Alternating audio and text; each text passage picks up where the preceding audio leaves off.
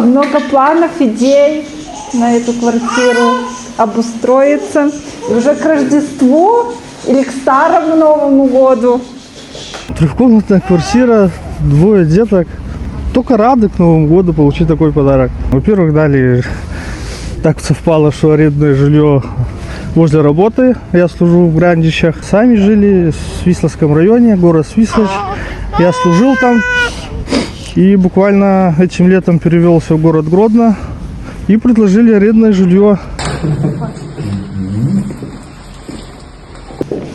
О, круто. Тут мы будем жить, да? Тим, будешь на этой спортивной площадке играть? Да. Во что? Ты любишь в баскетбол играть, так? Да. Вот, все, будешь гонять. Кстати, Либо это, либо... 26 тренажеров.